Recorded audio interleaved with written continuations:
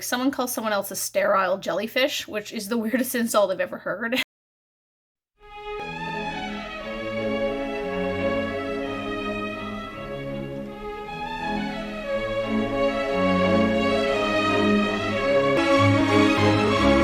Hello, welcome back to Sound and Fury Proust Reflections. As usual, I'm Tina. Did you two viewers that watch my Proust videos miss me? I missed you very much. So I read pages 1 to 205 in my version, which is all of part 1 of volume 4, Sodom and Gomorrah. I'm not a religious person. I don't know anything about religion. People were like, are you having pancakes on that pancake day like last month? And I was like, I don't know what that is. But I did know that the title was a biblical reference. So, surprise, surprise, it was some fire and brimstone nonsense about cities being destroyed for sinning, apparently taking on some very homophobic connotations and later interpretations of the story. Fun times. Given what happens at the start of the book, I guess this title does make a lot of sense. So I'm going to jump right into it. What happens? The book starts off with a bang, both figuratively and literally. So Marcel is being a weirdo as usual, and he's spying on his neighbors. Mr. Charlot shows up, skulking around, walking back and forth, doing all this weird stuff. And of course, Marcel is intrigued. I mean, if my neighbor was doing that, I'd probably watch them too. And Mr. Charlot runs into Jupian, the tailor. They have a bit of a back and forth, and then Charlot goes into the man's house, and Marcel's like, ooh, what's this? And he finds a way to spy on them. What a pervert. Like, what a peeping Tom. Oh my god. So it turns out Mr. Charlot is gay and into younger dudes. Okay, cool. Good for him. Back then, though, this must have been shocking and surprising.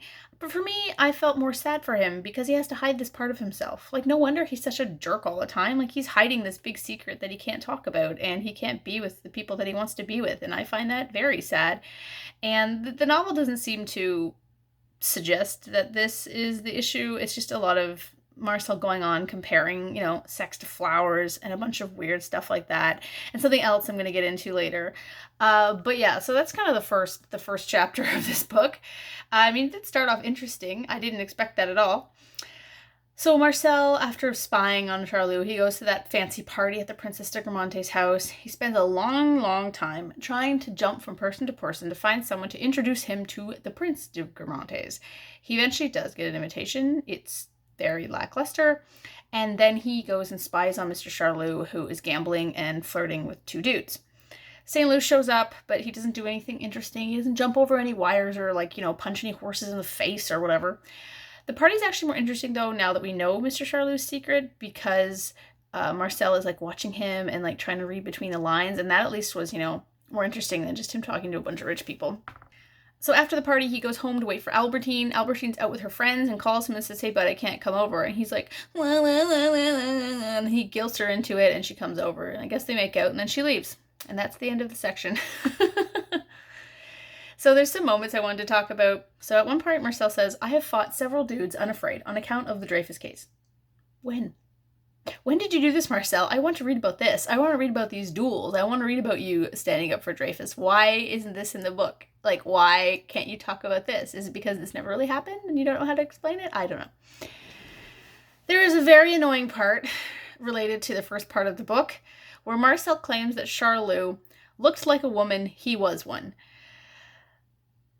Just because he's gay. Now, this is wrong on so many levels, and I realize how old this book is, but it's so frustrating because Marcel himself was gay. So I don't know why he would include these stereotypes about gay men in his work. You would think that he would try to,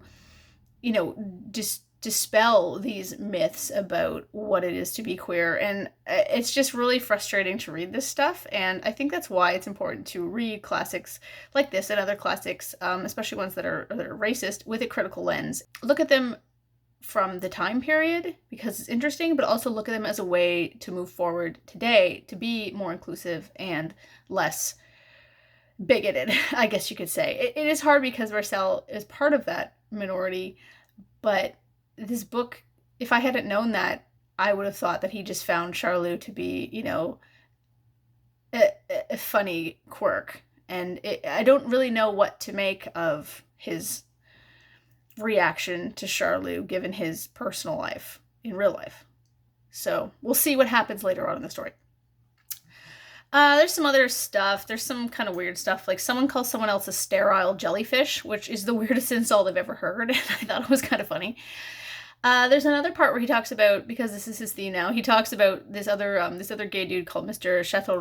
Chatelerol. I can't speak French very well, even though I am Canadian. I apologize. That's a hard one though. Come on. So this guy had a fling with the Princess of Gramonte's usher. And then when Mr. C, I'm going to call him, so after this encounter, the usher tried to get to know Mr. C a bit. You know, he liked him, he wanted to talk to him. And Mr. C, because he didn't want to get to know him, just told him, no, sorry, I don't speak French. I'm like, what? It doesn't make any sense. Anyway, then the kind of funny thing about this story is that Mr. C goes to the Princess of Gramonte's party and he runs into the usher there, and the usher realizes that he lied to him just to like ghost him, I guess, and I'm like, that's kind of funny. So there are some other moments too. Marcel talks about how the aristocracy act like you aren't beneath them, but this very act proves that they think that you are. He talks about that at length, and it's actually kind of interesting, but it's very long and kind of complex, so I'm not going to get into it. There is a really interesting part about Swann's refusal to come out as in support of Dreyfus, despite his own background. It's very strange to me. I mean, it's strange to Marcel as well. And so he talks about this for a while. He talks about the divide the Dreyfus case has in creating society and the riots and the social upheaval, all the stuff that I mentioned kind of back in book 2. There's this really mean comment that Mr. Charlot makes, but it's kind of funny.